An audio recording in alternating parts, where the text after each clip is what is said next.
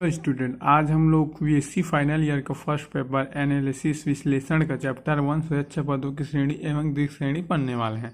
तो इसे हम लोग बेसिक से पढ़ेंगे। तो देखिए सबसे पहले हम क्या देखते हैं, अनुक्रम सीक्वेंस। ठीक है, ये सब आप बीएससी सेकेंड ईयर में पढ़ लिए हो, लेकिन आपको याद दिलाने के लिए एक बार और पढ़ा देता हूँ। ठीक है, तो देखिए अनुक्रम सीक्वेंस क्या होता है। ठीक है, वास्तविक संख्याओं का क्रमिक समुच्चय S बराबर कोष्टक में S1 S2 S3 dot dot dot Sn कोष्टक बंद। ठीक है, सभी के लिए n एप्सिलॉन n को अनुक्रम कहते हैं तथा इसे Sn इनफाइनाइट n बराबर 1 द्वारा प्रदर्शित करते हैं। ठीक है, if n tends to r इसे Sn या तो फिर ऐसा Sn आप कोष्टक में बंद करके लिख सकते हो या फिर मंझला कोष्टक में आप बंद करके लिख सकते हो। इसे तीनों प्रकार से दर्शाया जाता है। इसके बाद देखिए परिबद्ध अनुक्रम, बाउंडेड सीक्वेंस। ठीक है, वह अनुक्रम जो ऊपरी परिबद्ध और निम्न परिबद्ध दोनों रखता है उसे परिबद्ध अनुक्रम कहते हैं। ठीक है, जो ऊपरी परिबद्ध और निम्न परिबद्ध दोनों रखता है उसे परिबद्ध अनुक्रम कहते हैं। इसे भी आप सेकेंड ईयर में पढ़ लिए हो, पूरा जो पढ़ा रहा हूँ। तो देखिए ऊपरी परिबद्ध क्या होता है। ठीक है, तो मान लो कोष्टक में Sn इनफाइनाइट n बराबर 1 वास्तविक संख्याओं, ठीक है, वास्तविक संख्याओं का अनुक्रम है, तब एक वास्तविक संख्या m इस प्रकार विद्यमान है कि, ठीक है, देखिए ऊपरी परिबद्ध के लिए हमको कैपिटल M लेना है। ठीक है, तो इसे उदाहरण से मैं समझाता हूँ। तो देखिए Sn बड़ा या बराबर है m से। ठीक है, तो ये देखिए यहाँ आपको एग्जाम्पल से मैं आपको इसे समझाने की कोशिश करता हूँ। ठीक है, उदाहरण देखिए, उदाहरण में हम लोग क्या लेंगे, 1/n लेंगे। ठीक है, जब 1/n लेंगे तो n की जगह जब हम लोग 1 रखेंगे तो 1/1 आएगा, मतलब 1 आया। ठीक है, जब n की जगह 2 रखेंगे तो 1/2 आया। ठीक है, जब n की जगह 3 रखेंगे तो 1/3, 4 रखेंगे तो ऐसे आगे बढ़ते जाएगा 1/4, 1/5।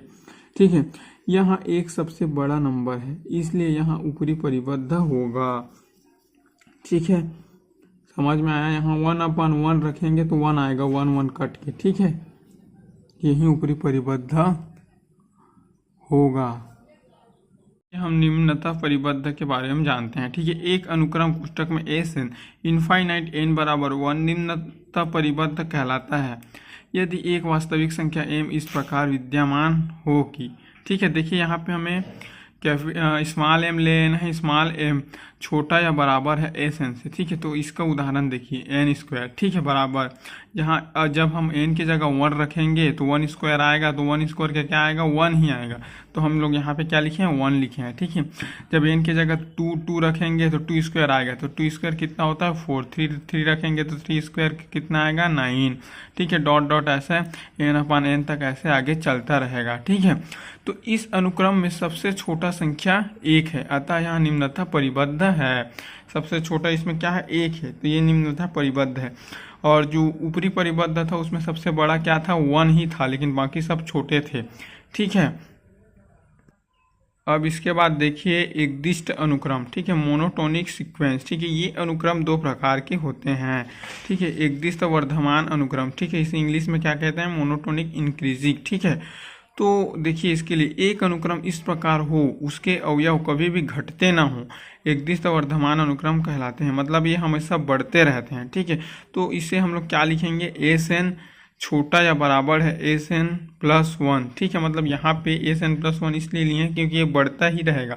ठीक है, तो उदाहरण आप देखिए n² अगर हम लोग लेते हैं। ठीक है, तो n की जगह अगर हम लोग 1 रखेंगे, ठीक है, n की जगह जब 1 रखेंगे तो 1 का स्क्वायर आएगा, मतलब 1 ही आएगा। ठीक है, जब 2 रखेंगे n की जगह तो 2 का स्क्वायर 4 आएगा, फिर 3 रखेंगे तो 9। ऐसा देखिए बढ़ते बढ़ते जा रहा है। ठीक है, यही एकदिष्ट वर्धमान अनुक्रम कहलाता है।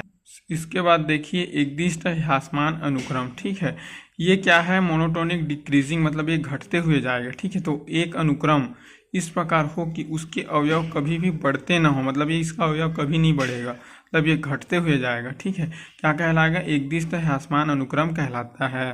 ठीक है, तो देखिए एस एन बड़ा या बराबर है एस एन प्लस 1 से। ठीक है, तो इसके लिए उदाहरण लेंगे हम लोग 1/n। ठीक है, देखिए एस एन प्लस 1 छोटा है, मतलब वहाँ पे देखिए आप चिन्ह में आप देख सकते हैं इसको छोटा दिखाया जा रहा है, अर्थात ये घटते हुए ही जाएगा।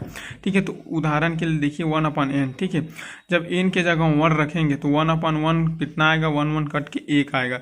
जब n के जगह 2 रखेंगे तो 1/2, 3 रखेंगे तो 1/3 आएगा। देखिए घटते हुए जा रहा है, 1 बड़ा है, उसके बाद 1/2 1 से छोटा है, 1/2 से छोटा 1/3 है, ऐसे ही घटता जाएगा। इसके बाद देखिए आप लोग श्रेणी सीरीज। ठीक है, किसी अनुक्रम के पदों S1 S2 S3 Sn से निर्मित व्यंजक एप्सिलॉन। देखिए श्रेणी सीरीज। ठीक है, किसी अनुक्रम के पदों S1 S2 S3 Sn से निर्मित व्यंजक, ठीक है, इस प्रकार है कि समेसन इनफाइनाइट n बराबर 1 बराबर S1 plus S2 plus dot dot dot Sn plus Sn plus 1 को श्रेणी कहते हैं। ठीक है, ये इसका परिभाषा है। ठीक है, इसके बाद देखिए आंशिक योगफल का अनुक्रम। इसमें हम आंशिक मतलब क्या होता है? आधा। कोष्टक में आप आधा नहीं लिखोगे फिर भी चलेगा, मतलब आप समझाने के लिए है मैं लिख दिया हूँ। ठीक है, आंशिक हिस्से को ही लेते हैं। Sn बराबर A1 plus A2 plus dot dot dot An। ठीक है, तो इसमें आधा को ही लेते हैं। ठीक है, स्वेच्छा पदों की श्रेणी। इसके बाद देखिए सीरीज ऑफ आर्बिट्रेटरी टर्म्स। ठीक है, स्वेच्छा पदों की श्रेणी। ठीक है, तो इसका देखिए इसका परिभाषा क्या होगा? मान लो An कोई दिया गया अनुक्रम है तथा A1 A2 dot dot dot AP plus 1 dot dot dot AQ अनुक्रम के पदे हैं, तब एक श्रेणी समेसन An को स्वेच्छा पदों की श्रेणी कहते हैं। यदि वहाँ निम्न रूप में हो, ठीक है, समेसन Q n बराबर P An बराबर AP plus 1 dot dot dot AQ plus AQ। ठीक है, इसी को स्वेच्छा पदों की श्रेणी कहते हैं।